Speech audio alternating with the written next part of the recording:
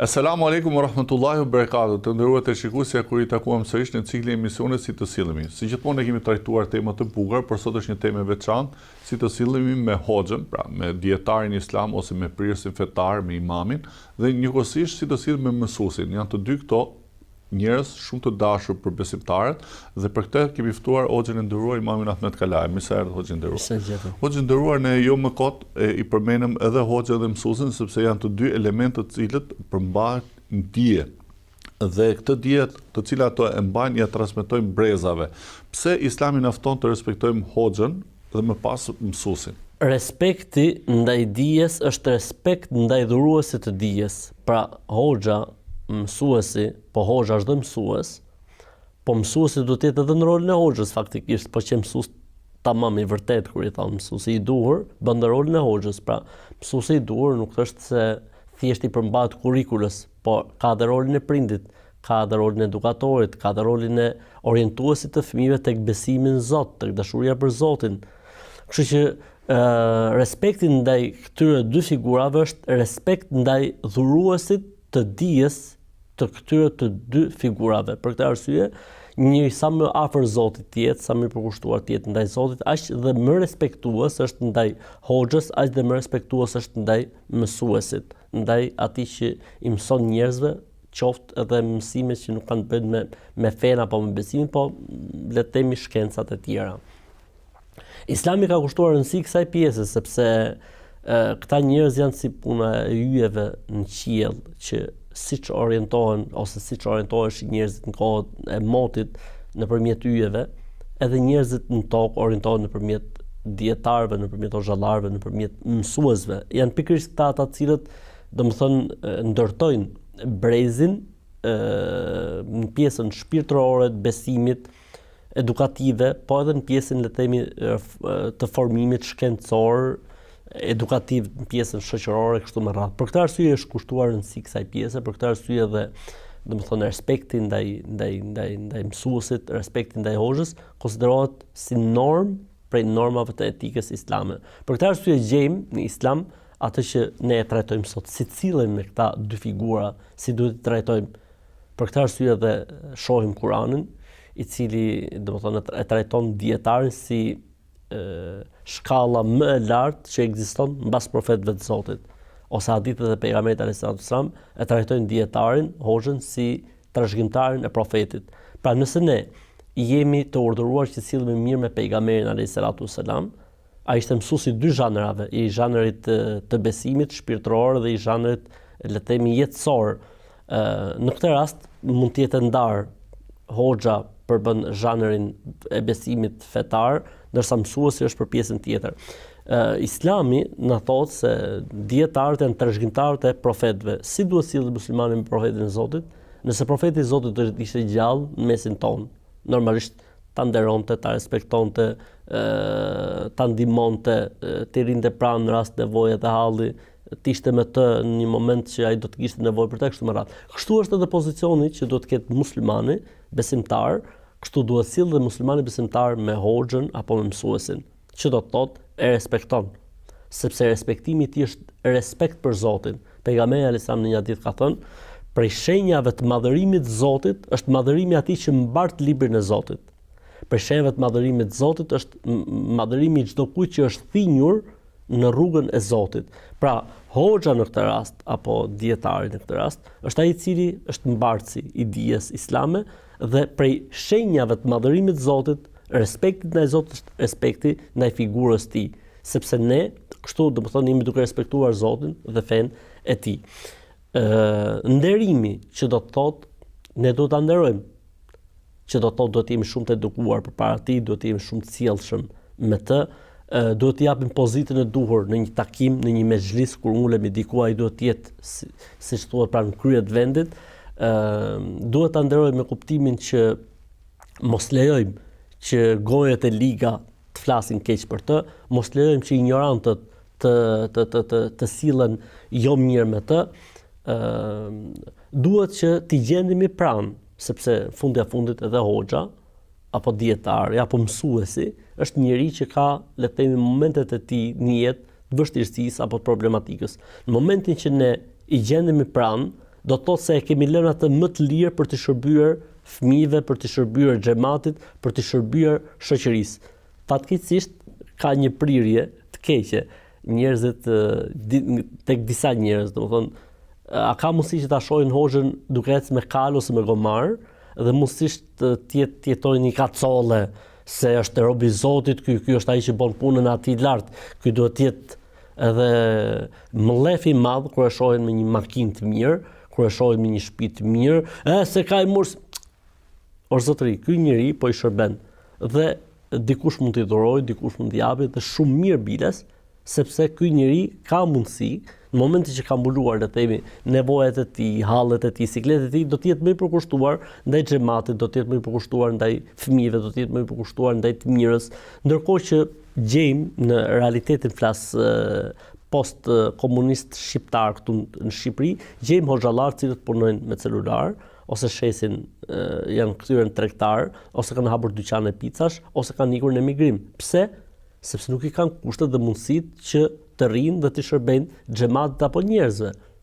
Sepse jo të gjithë domethënë kanë pas mundësitë që le të themi të punësohen në xhamia, le të themi qendrore, në xhamia të rëndësishme, që ka njerëz dhe njerëzit janë me një stad kulture dhe edukate të caktuar që i shërbejnë imamit, i shërbejnë hoxhës etj etj. Pra, t'i gjendemi në rast nevoje, sepse duke i gjendur atij në rast nevoje, jo vetëm që kemi sevapin dhe shpërblimin, por edhe ne faktikisht jemi duke i bërë shërbim brezit, sepse hoxhën po e lirojmë nga hallet dhe sikletet në mënyrë që ai të përkushtohet sa më shumë xhamatit edhe xhamisë. Unë kam raste, për shembull, disa raste më kanë ndodhur disa raste që më vinë njerëz të ndryshëm, thon hoxh, këtë makinën jepja një hoxhë që s'ka makinë.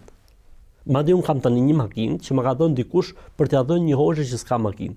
Pra njerëz ose rast për shembull që hoxh, unë dua të bëj shtëpi një hoxhe. Kam rast unë që dikush ka thënë hoxh, unë dua të bëj shtëpi një hoxhe. Domethënë ku ka më mirë se sa kjo? Ose rasti i tërmetit. Për shembull ne patëm bërë obligim vetes tonë që gjëja e parë që do të japim përparësi në rastin e tërmetit janë shtëpiat e hoxhallarëve. Pse? Sepse janë njerëzit që më shumti kanë zor të kërkojnë. Ju vjen, domethënë nuk mund të kërkojnë dot për veten e tyre, kanë shumë të lehtë ndoshta të kërkojnë për tjerët, por për veten e tyre kanë shumë vështirë të kërkojnë diçka. Kështu që t'i gjendemi pranë kur ata kanë një hall apo një nevojë bisiklet, po edhe t'u zgjidhin problemet që ata mund të kenë. Për shembull, ai është një si gjithë tjerët, nuk troket dot ndoshta në gjitha dyert, atëherë ne mund ta bëjmë punën e tij, pra duke i zgjidhur atij problemet, duke i zgjidhur atij hall, duke vajtur ne duke trokitur, domethënë në ato dyert ku ndoshta hoxha ka zor apo ka vështirësi të shkojë. E njëjta gjë vlen edhe për mësuesin. Çfarë ndodh në shoqërinë tonë? Ne jemi të prirur që gjithë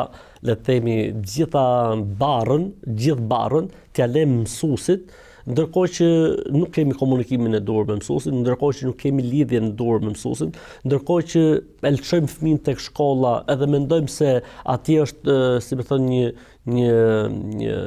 një kompjuter i madh që futet fëmia një model dhe del një model tjetër, ndërkohë që nuk është kështu faktikisht. Edhe ai mësuesi i shkollës është njëri, edhe ai ka hallet e veta dhe sikletet e veta, edhe ka vështirësitë e veta, por ai ka momente ku është mirë apo ku është keq. Atëherë në momentin që unë si mësues do të kem dhe prindin krah bashkëpunues me mua më lehtësohet shumë puna në edukimin e fëmisë. Kështu që nuk ka çfarë të bëj, domethënë, shkolla kur edukata familjare është problematike, nuk ka çfarë të bëj xhamia kur edukata familjare është problematike. Kështu që në momentin që koordinohen gjërat, atëherë rregullimi dhe përmirësimi është më efikas, jep më shumë rendiment kur ka bashkëpunim. Kështu që ne duhet ta shohim hoxhën apo duhet ta shohim mësuesin si njëri si të gjithë tjerët që Zoti ka dhënë disa privilegje, por që ai të funksionojë lirisht dhe mirë, duhet që ne të jemi krah i tij dhe duhet bashkëpunojmë si në rastin e hoxhës në xhami, po si edhe në rastin e mësuesit në shkollë, në mënyrë që të rritet brezi sa më mirë.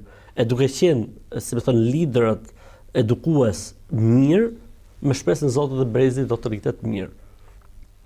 O që ndëruar, ne paka shumë filluam emisionin tonë me me respektin ndaj hoxhës dhe mësuesit. Njëkohësisht domethënë sepse dhe hoxh në kuptimin gjuhësor, pra vjen nga fjala turke ose perse që ka kuptimin e mësues.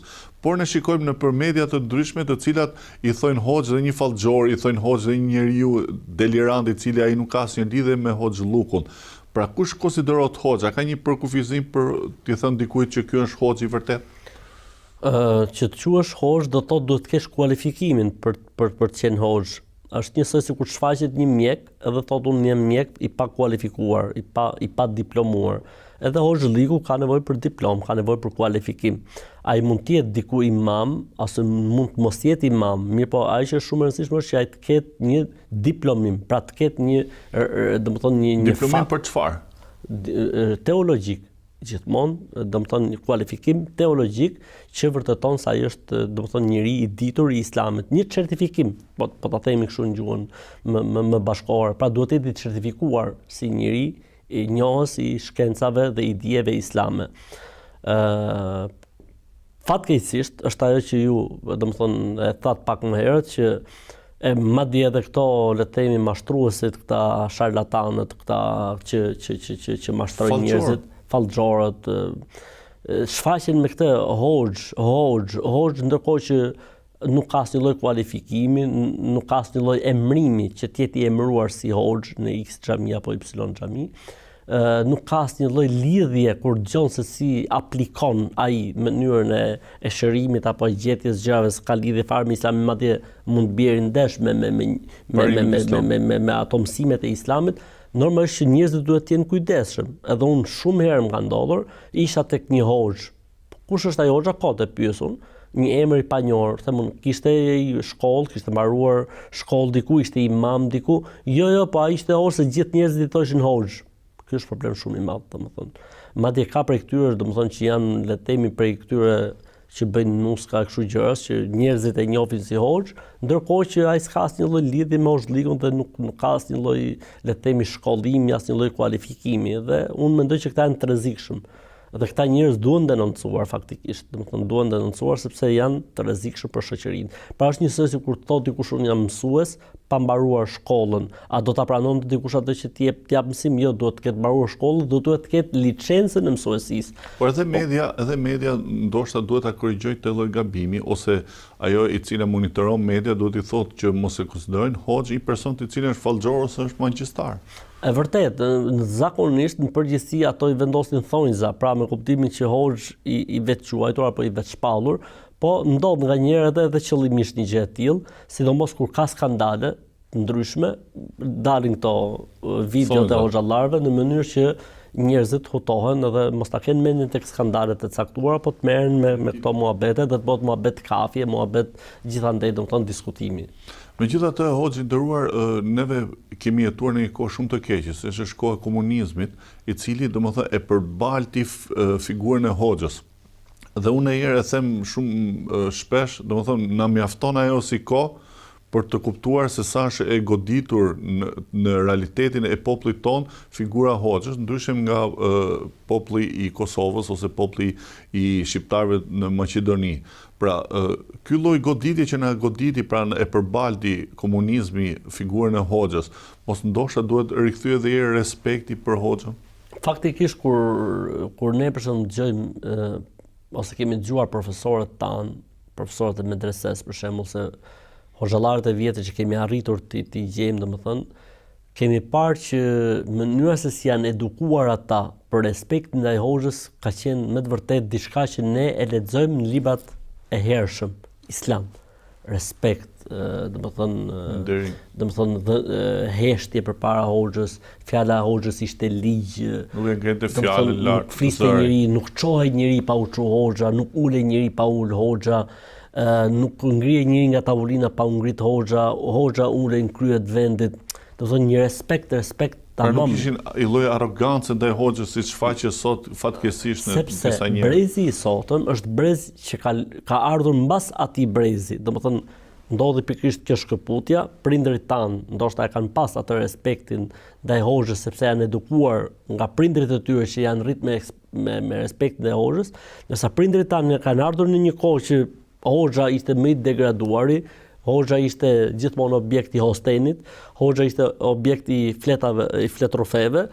Ose i filmave të cilat ato i ndërtonin duke prototipin, goditur. Hoxhën e shihnin si prototipin që luftonte gjuhën shqipe, që ishte kundër gjuhës shqipe, që fliste arabisht, ku dëgjon etj. Pra dhe u rrit ky brezi që fatkeqësisht edhe ne jemi produkti i këtij brezi që Hoxha më nuk kishte një rëndësi të madhe dhe për këtë arsye gjejmë ndonjëherë që Hoxha trajtohet pa termin Hoxh, pa ndoshta respektin që duhet të ketë Hoxha, sikur të jetë një shok i zakonshëm pas një lloj dallimi mes tij dhe njerëzve të tjerë, po edhe hoxhallarët, domethënë vetë modestia e tyre, domethënë nuk u lejon që të krijojnë autoritet sepse bien ndesh le të themi me modestinë që i mëson Islami dhe feja dhe është pak, domethënë flasin shoqërinë tonë shqiptare brenda kufirit të 13-s Shqipërisë. Është kjo, domethënë është pak, domethënë akoma nuk ka marrë Hoxha, nuk e ka marrë atë vlerësimin e duhur, njësoj si mësuesi. Ndërkohë që deri dje mësuesi kishte një vend, fjala e mësuesit ishte ligj, fjala e mësuesit nuk diskutohej, fjala e mësuesit domethënë ndoshta ka pas pak abuzim, domethënë po ka qenë roli sot ne çfarë nuk shohim. Në mësuesi goditet, mësuesi tallet, mësuesi dëgjohet me tavolinë, mësuesi shkon të zënë si e rre, gjëra që e çfarë pritet domethënë, si mund të jetë ky mësues nesër i lirshëm apo si mund të jetë ky mësues nesër edukator dhe çfarë mund të jetë ky fëmijë nesër, domethënë çfarë përbindshë do dalin në jetë ky lloj fëmie i cili çfarë monstre do dalin në jetë ky lloj fëmie i cili sillet në këtë formë mësuesin e tij. Pra ne jetojmë një situatë tranzicioni të dyja krahët, le të themi edhe në pjesën fetare, jo kaq e theksuar normalisht, po edhe në pjesën le të themi shoqërore në raport me mësuesit. Për këtë arsye na lind detyrë neve që t'ja rikthejmë edhe një herë ryben atë pozicionin, atë hijen dhe autoritetin figurës Hoxhës në xhamat, ne hoxhallarët me njëri tjetrin duke edukuar xhamatet tona përballë një hoxhe se si duhet sillen, po edhe në për shkolla, domethënë duke i kthyer edhe një herë atë le të themi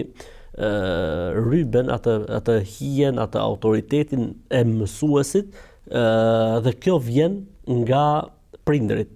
Pra prindërit duhet të jenë ata të cilët fjalën e mësuesit tek fëmijët duhet ta kenë, si më thon, të padiskutueshme, këshillën mësuesit do ta kenë parsorë në mënyrë që të fëmia të kuptojë se tek prindi vlen më shumë fjala e mësuesit se sa arsyetimi i fëmijës. Unë nuk flas për raste kur ka, le të themi, abuzime, sepse në raste rregulli duhet të jetë ky. O të nderuar, një mendimtar islam thot një shprehje shumë të bukur: nëse do ta shkatërrosh një popull, bëhet e mos e respektoj prindin, bëhet e mos e respektoj mësuesin dhe bëhet e mos e respektoj hoxhën. Në realitetin e sotëm shqiptar, pra si ta përkthejmë të fjalë, sikur duket një realitet i cili tashmë është shkatëruar, ndërkohë Islami fton për një lloj respekti, edhe peshku që është në det bën lutje për dietarin ose e milingona e cila ecën bën lutje për dietarin. Pra një realitet në cilin ndodhemi, ndërkohë që Islami fton për vlerësim dhe vlera ndaj dietarëve. Për këtë arsye Zoti në Kur'an tha, Allahu i ka ngritur mbas Zotit dhe me lajkeve, me njerë Zoti përmendi dietarët. Pejgamberi sa më tha edhe milingona në folen e vet, edhe peshku në det, domethënë lutet për njeriu i ditur.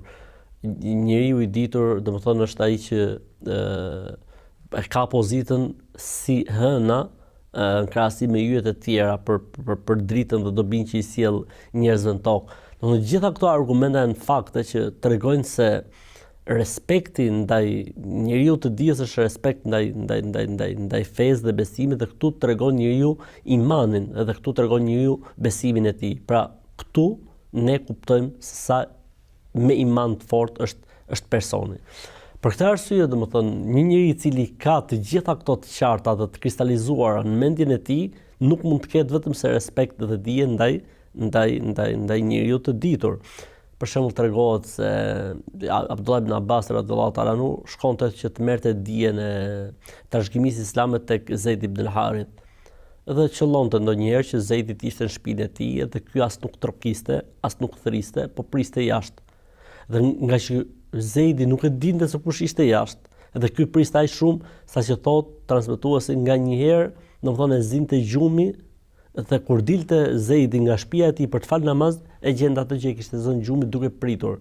Pra as me thirr, as domethënë me i rënë derës, ndërkohë që po shkonte të kërkonte dituri. Domethënë shi se si trajtoheshin dhe shi se ku është domethënë niveli sot.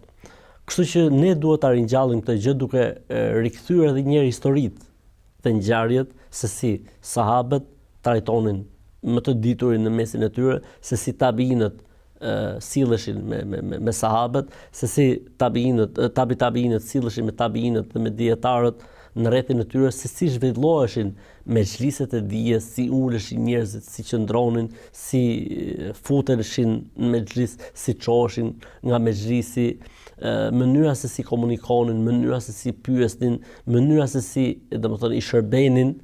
Edhe këto gjëra pastaj do ta rikthejnë edhe një herë pozicionin dhe vendin e duhur që i ka dhënë Zoti faktikisht njeriu të dijes. O të nderuar, ne pak a shumë e gjejmë marrëdhënien midis dy njerëzve të ditur, siç është rasti i hadithit Xhibrilit kur engjëlli Xhibril shkon ke profeti Muhammed dhe e pyet atë ç'është Islami, ç'është imani dhe ç'është insani dhe më pas vjen hadithi, pra gjejmë një lloj sjellje shumë të mirë. Por ndërkohë në realitetin tonë ne kemi disa po e quaj fryma.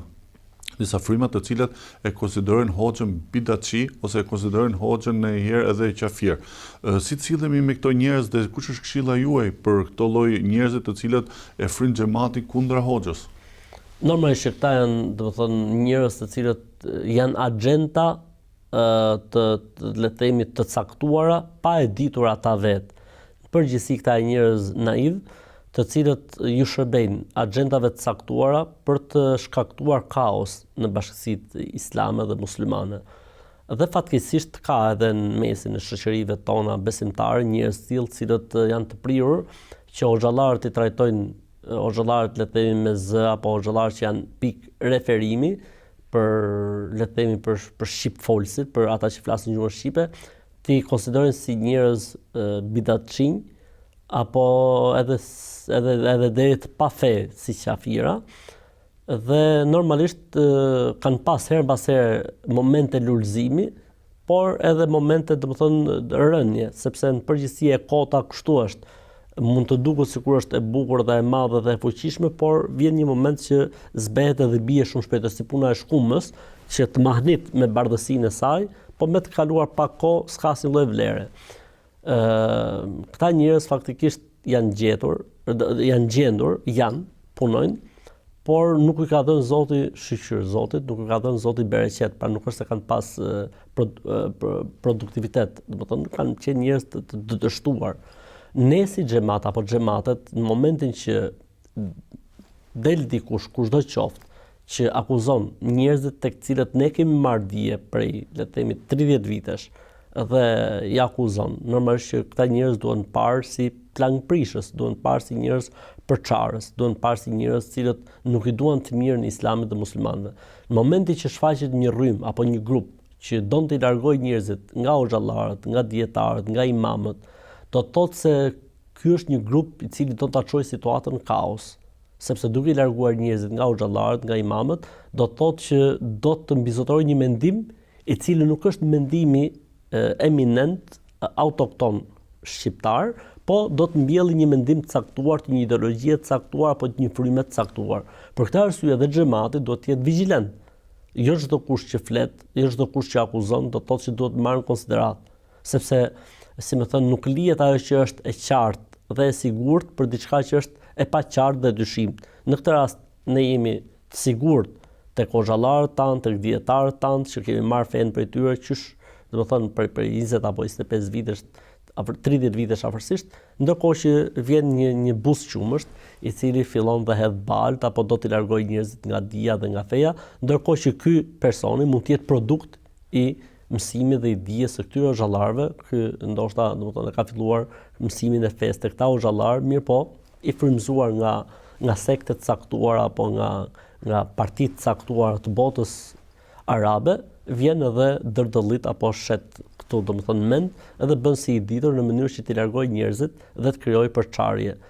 Ne duhet të jemi vigjilent, për këtë arsye dhe dietarët e mëdhenj dhe njerëzit domethënë cilët kanë kollozët e dijes kanë tërhequr vazhdimisht vërejtje ndaj kësaj kategorie njerëzish, edhe pse emërtimet e tyre mund të jenë emërtime vezulluese.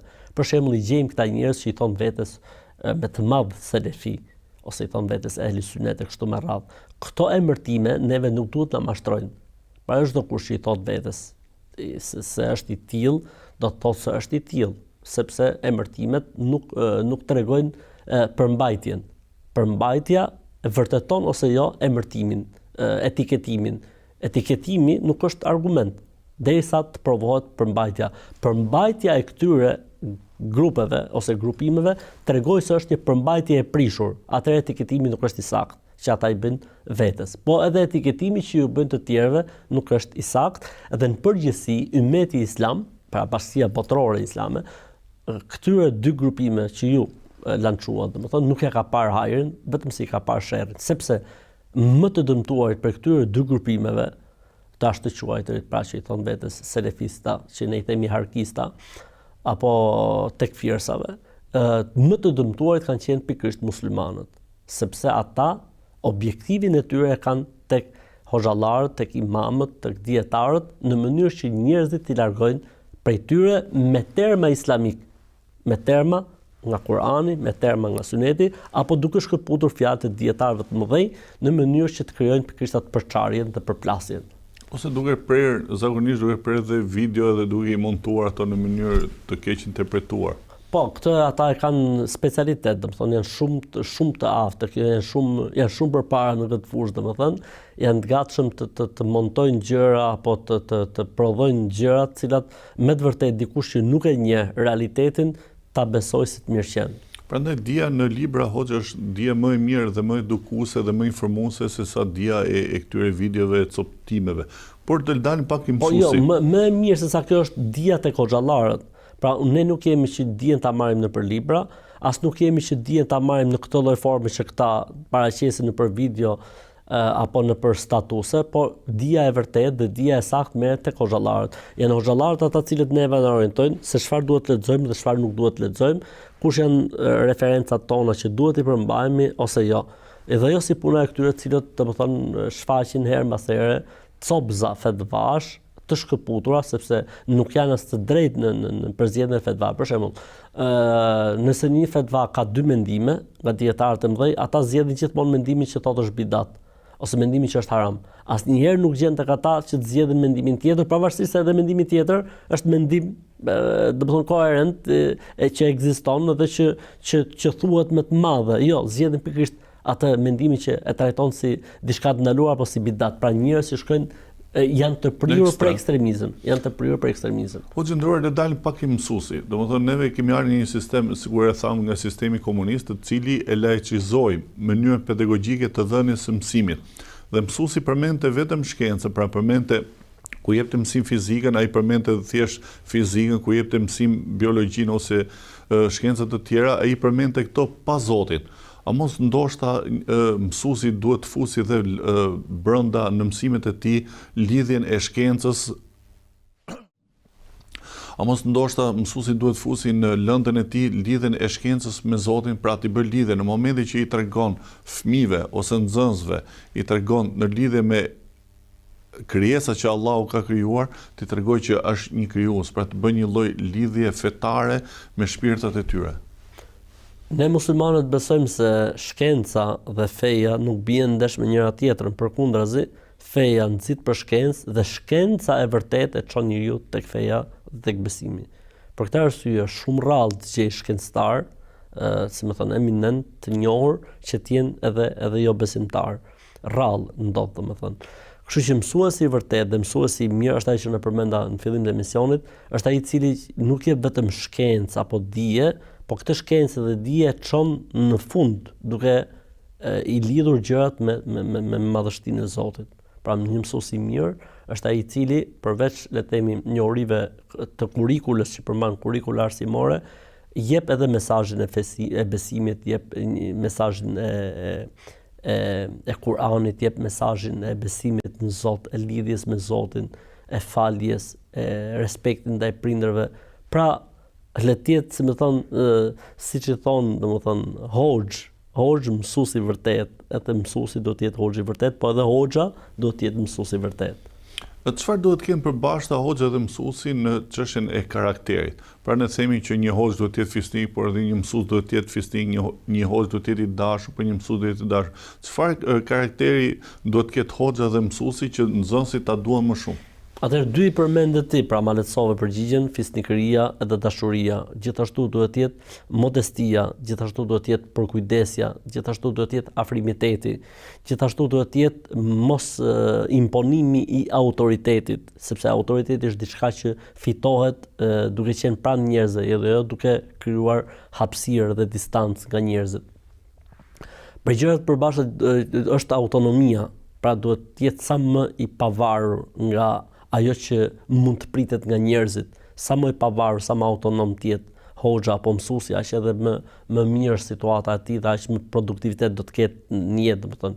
Për gjërave që duhet të karakterizohen të dy është fakti që duhet të kenë virtyte të larta. Duhet të kenë virtyte të larta, duhet të jenë larg gjërave të ulta, larg gjërat sepse janë shembull. Që të cënojnë dinjitetin ose autoritetin e tij. Sepse janë shembull.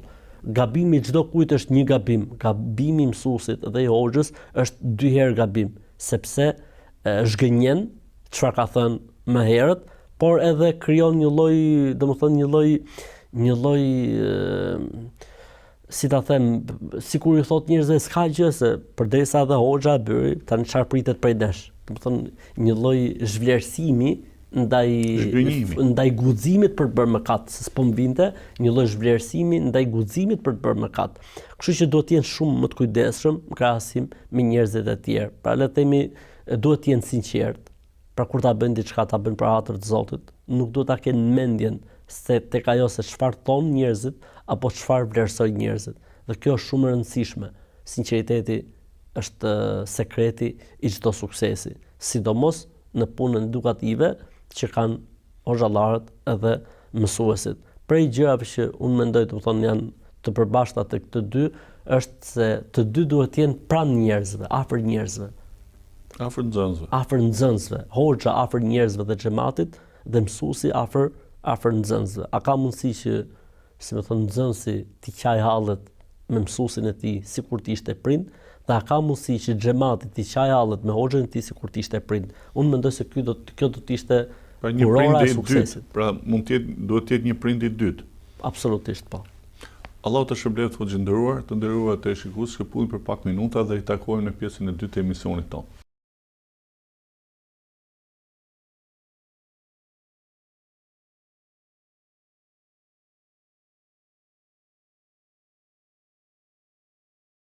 Të nderuar të shikuesja, kur i takuam në pjesën e dytë të emisionit tonë, jemi si të sillim me hoxhën dhe mësuesin. Jo më kot kemi lidhur këto dy figura bashk, sepse të dy janë shumë të rëndësishëm në jetën njerëzore. Hoxhë nderuar, disa persona i respektojnë tej mase ose shenjtërojnë hoxhën, pra e konsiderojnë ose klerikun me pak fjalë. Kemi disa sektes ose fe të ndryshme, ndoshta budistët ose të tjerë, të cilët egzagjerojnë në respektin. Ndërkohë që Islami kërkon një lloj të mesme midis atyre të cilët e ofendojnë, e neglizhojnë ose nuk e respektojnë dhe atyre të cilët e shenjtërojnë. Pra, a ka Islami një rrugë të mesme për këtë gjë dhe si është ajo? Atëherë gjithmonë le të themi veçori specifike që ka Islami është ruajtja e mesatarisë, do që do të thotë larg çdo lloj ekstremizmi, larg ekstremizmit të shenjtërimit apo konsiderimit të tyre si zota le të themi apo si njerëz të shenjtë, ose ndërmjetës. Po, pra në kuptimin që domethënë prekja e tyre sikur treggullon jetën, tecën mbar jeta e ku dëgjon etj, po edhe fakti që ti konsiderosh si njerëz normal, pra me kuptimin që sikur s'kan asnjë lloj vlere, si njerëz të rëndomtë, dhe kjo nuk është korrekte dhe nuk është e saktë. Por ne duhet të rrim tek e mesme, që është nderimi dhe respektimi i tyre si orientues dhe këshillues, pa kaluar në ekstrem. Për këtë arsye, le të marrim shembullin më të mirë, Muhamedit alayhi salatu wassalam. Thotë kur shkonim për të parë ose për të takuar, nuk është sa i kishte një pozicion që dallohej nga të tjerët. Madje, po të vinte një njeri nga larg që nuk e njihte dhe ne ishim ulur me profetin alayhi salatu wasalam, ai pyeste, më falni, në mesin tuaj, cili është Muhamedi sallallahu alaihi wasallam. Pra, respekt nga shoqëria, nga shokët dhe mos teprim. Nuk ka pas asnjëherë teprim. Përkundër se pejgamberi sallallahu alaihi wasallam, në momente të caktuara që dikush e tepronte, ai më njëherë ndalonte. Për shembull, mos thuaj çfarë do Zoti dhe do ti. Thuaj çfarë don Zoti vetëm, pastaj çfarë të duash ti. Pra korrigjime nga ana e Profetit alayhis salam në mënyrë që njerëzit mos të kalonin atë cakun që Zoti i kishte thënë atij i dërguar, po njëkohësisht ishte edhe rob pra njëri i Zotit. Kështu duhet të jetë pozicion. Dhe në fund të vdekjes në mos gaboj la një lloj testamenti për këtë lloj shenjtëri. Po, pejgamberi sa më tha, domethënë nuk lejoj që varri i tij të ngrihej në mënyrë që njerëzit mos ta kthejnë atë në objekt vizite. Pra gjithë ideja është të jemi tek e mesmja e nderimit, respektimit, për kujdesjes dhe jo të kalojnë në situatë le të themi shenjtërimi apo madhërimi apo adhurimi, por edhe mos nënvlerësimi, duke konsideruar atë domethënë si njëri i rëndomt, sepse nuk është i tillë faktikisht. Zoti e ka ngritur në Kur'an, profeti alayhis salam thotë është trashëgimtar im, kështu që normalisht duhet trajtuar si në atë lloj pozicioni që i ka fal i madhi Zot, larg ekstremit, gjithmonë larg ekstremit. Allahu të shpëlbeft të nderuar. Amin edhe ty. Të nderuar të shikues, ishim me Hoxhën Ahmet Kalaja, folëm për respektin ndaj hoxhës dhe mësuesit. Të ritakohemi sërish në emisionin e ardhshëm. Selamun alejkum wa rahmatullahi wa barakatuh.